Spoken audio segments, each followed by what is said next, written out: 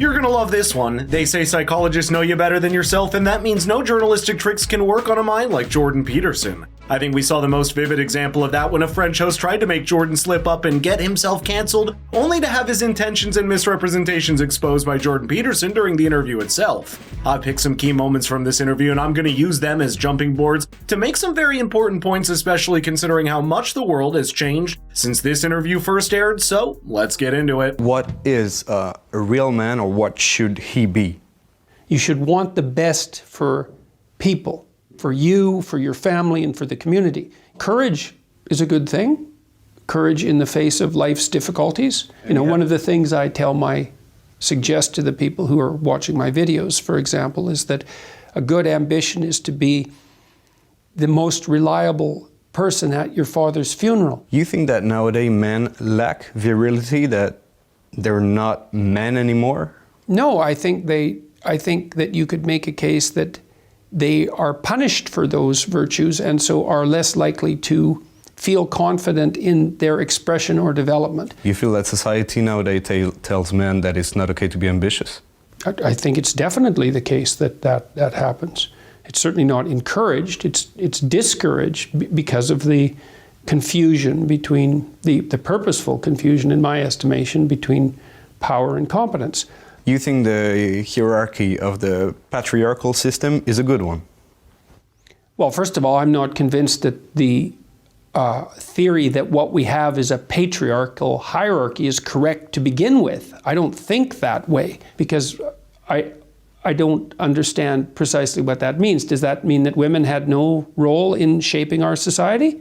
It's only been the last 10 years that people have made the presumption that it's self-evident that what we live in is a patriarchy. What women haven't contributed? Is this the point we're making? Is that women haven't contributed to our society? They just weren't there until 1965, and all of a sudden they took their place. All the women before that weren't doing anything at all. It was all patriarchy. You don't feel that globally men have the better end of the stick?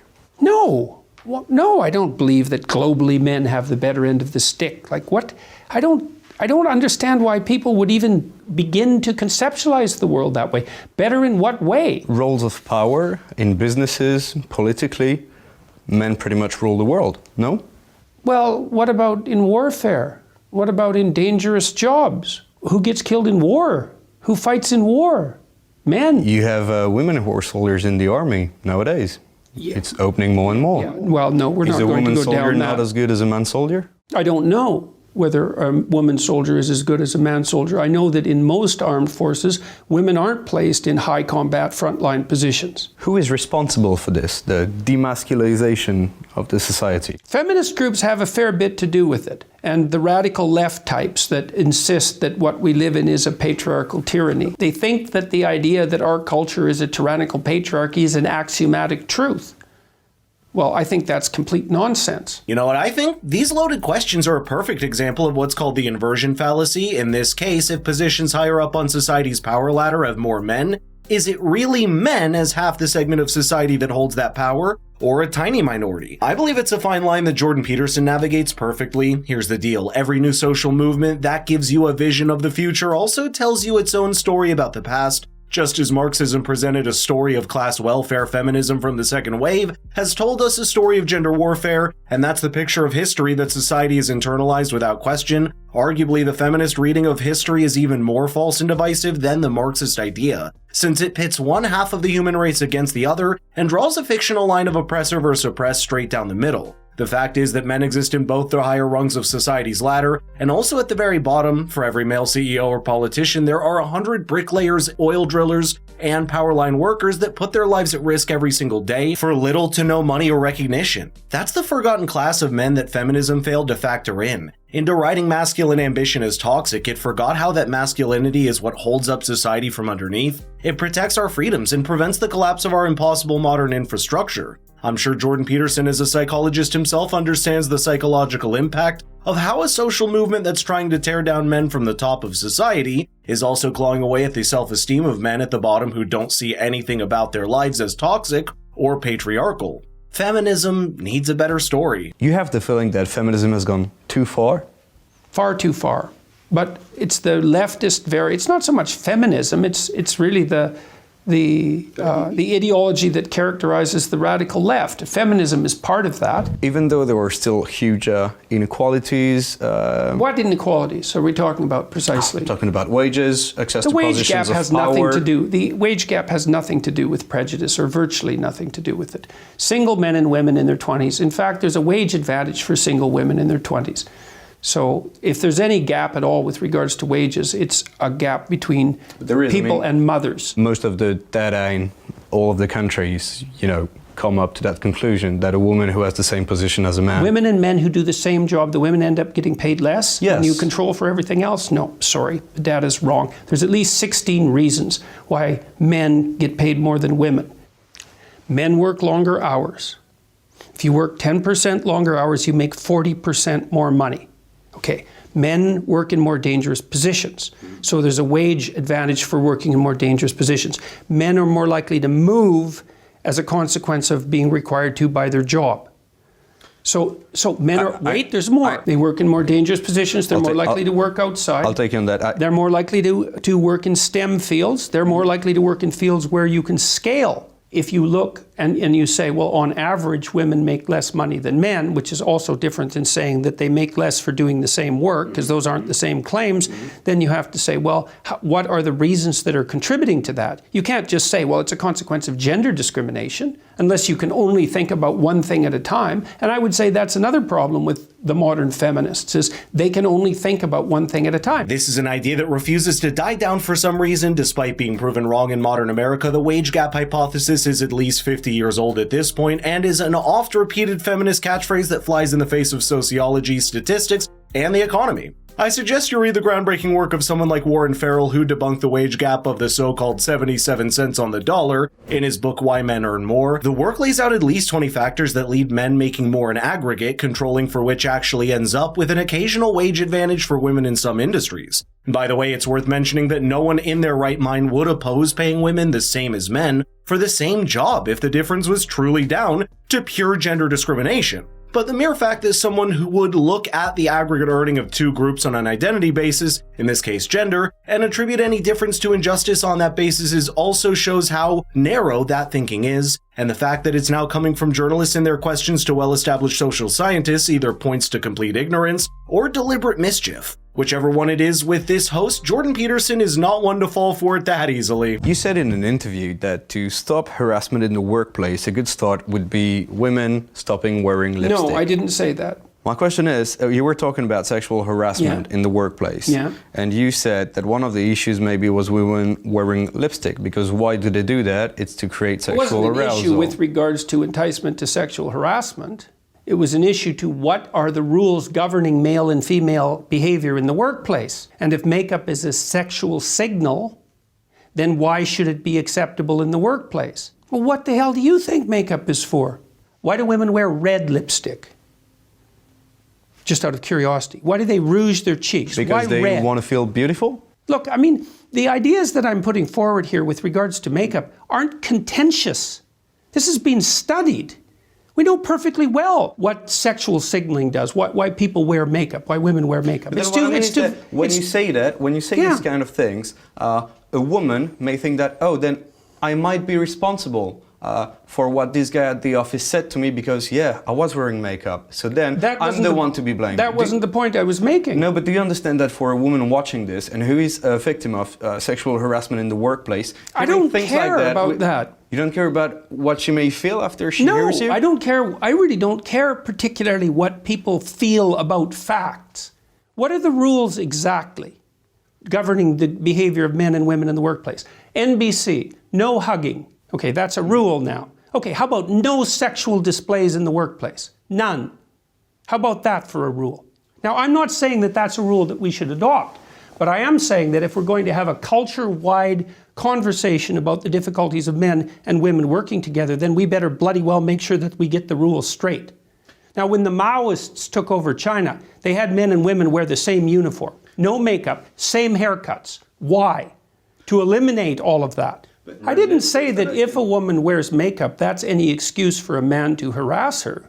I just said that if she's wearing makeup, that's sexual signaling, and that is what it is. My vision of it is that, in a way, it puts the blame on women and it gives the guys a free pass. Well, you can interpret it that way if you want, but that isn't how I see it. And that's also not what I'm implying.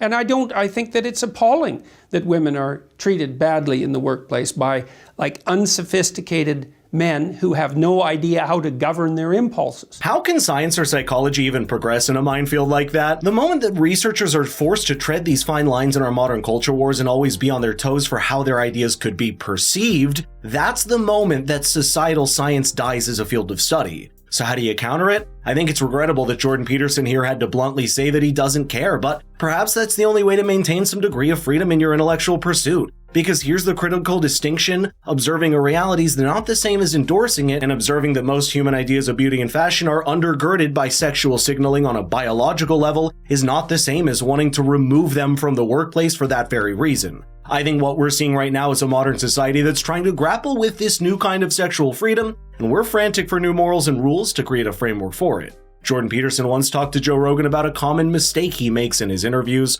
Over several decades of being a professor, he's developed a habit of just wanting to put ideas on the table for discussion without feeling the burden that he necessarily agrees or disagrees with them. But too often in interviews where the host clearly has an axe to grind, it becomes easy pickings to use those ideas on the table and saddle Jordan Peterson without radical opinions he doesn't even agree with. Perhaps he's now realized that the only way to push back against an attempt like this is to stand your ground and put your trust in an intelligence of the audience watching. In a video, you said that the problem with those angry women is that since at the end of the argument you cannot fight physically, you can't really deal with them. That's not what I said. I said that that's one of the things that keeps conversation between men civil. Women can't argue with angry women. Women are often bullied by angry women. What I meant was more, you said that, and I'm really not trying to paraphrase you or, to put words into your mouth. You are trying that directly. No, it is things that you said, that you cannot deal with those yes, but don't tell me that you're not trying to put words into my mouth, because you've selected what you're going to ask, and you selected it very carefully, with a tremendous amount of forethought. Well, and there's a purpose for that. What is the purpose precisely? I am quoting things that you said. Why? What is it that you're trying to establish? Because you said that. I thought we were talking about masculinity. We are. No, we're not. Yes, we are. How are we talking about masculinity? Because I'm asking you what you think of men and of women. Basically what you've been trying to do, I would say, for the last 15 minutes is put me into a sequence of corners by accusing me of various forms of misbehavior. So why are we doing that? What's the point here? These are things that you said. My job as a journalist is to ask questions about what you represent and the ideas that you defend. Your job is also to select the things that you might ask about in some manner that doesn't indicate a substantive bias. You picked 3 things to talk to me about in the last 20 minutes that were very carefully selected. Why did you pick those things? Because this is my job. No, not necessarily. You could be asking me, for example, why I've spoken to 250,000 people live in the last 8 months. That might be more newsworthy. Well, we're not going to have a big debate about journalism, but if a journalist doesn't ask the tough questions, how can you give the good answers? Well, it depends on what the tough questions are. It depends on I didn't think that they would be tough. We're talking about things that you said. I mean, if it's easier to have conversation between men, because there is this underlying threat, of a physical contact. I don't think it's easier. It tends to be somewhat more civil. So fighting is the ultimate way of resolving the conflict? It's a good question. It's a good question. The ultimate way of resolving a conflict is to negotiate for peace, if you can manage it. But if you can't negotiate for peace, then what are the alternatives? Those few short minutes reinforce Jordan's point on aggression entirely. The moment that a conversation between 2 men becomes heated, both know at the back of their mind that the hard line of physical confrontation always exists. The idea that this hard line doesn't exist to the same degree with women is in no way an endorsement that it should. You see a similar deliberate confusion between observation and endorsement as with the contention over sexual signaling in the workplace. The statistical and psychological differences between men and women in how they manifest aggression are well documented and established because propensity for physical violence is not the same between the sexes. That's just a brute fact that says no more than what is explicitly spoken about, no matter how hard a host may try to twist what it means during an interview like this. And I think that the attempt that eventually tested the limits of Jordan's frustration, because you can't be saddled with opinions you don't hold for 30 minutes straight without feeling like you're being unfairly put on the back foot against someone that's not on the same intellectual plane. How do you explain so many men, so many young men follow you, listen to you? Because they need encouragement. And they need a reason for growing up. And I encourage them and give them a reason to grow up. What are you? It's better to grow up than to stay immature. Are you a father figure? Sometimes. A prophet, in a way? A guru? I don't believe that I'm a guru. Mm-hmm. I don't think that you can be a guru and tell people to take their own way. You know, I'm asking people to develop a vision for their own lives and to adopt the responsibility for that, but it has to be something that's personal. But do you feel responsibility then? Yes, absolutely. Fundamentally, this is supposed to be helpful to people. What if I told you that you're playing on young men's distress to make all that money? That accusation has been leveled at me before. I don't know how I'm playing on their distress, exploiting it or helping it. The fact Look, is, I've a lot said of right people from the beginning that I'm an evil capitalist. I don't make any bones about it. I'm not ashamed of making money. It's very hard to make money. Can I ask you bluntly how much you make? I make $80,000 a month on Patreon. My book is selling about 20,000 copies a week. I have royalties that probably amount to something approximating $1.50 on each of those. The tours garner about $35,000 to $50,000 an evening. I have a business that's generating, I don't know, something in the neighborhood of $200,000 a month for me personally. There's some other smaller sources of income than that. Then you are making a lot of money. Yes. Out of this. I certainly am.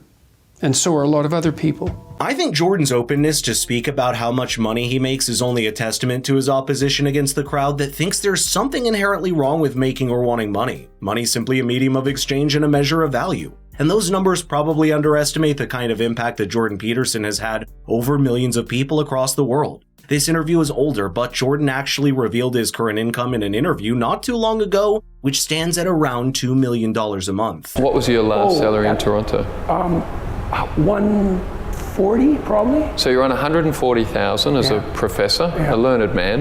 Yeah. What do the numbers look like now? I had a Patreon 80,000 a month, 200,000 from your businesses. Can you share how big the business has grown? Let's see. What are we generating a month? Oh, it would be in 2 million probably, something like that. It's a massive accomplishment. So far, so good. We're hoping it'll grow much beyond that. We'll see. We were investing most of it back into additional enterprises. That's certainly a lot of money, but you can't hold that against him. You probably saw a subtle attempt by this interviewer to connect how much money Jordan Peterson makes to feeding off the people that follow him. That's a cheap shot he couldn't take directly at him, and Jordan knew the best way to deflect was to be more upfront than even he expected. I think this conversation is just one of many moments in Jordan's cap where he stood much higher than someone trying to trap and cancel him, and as a psychologist that has definitely dealt with challenging conversations his entire career, there was no chance he was going to slip up this time.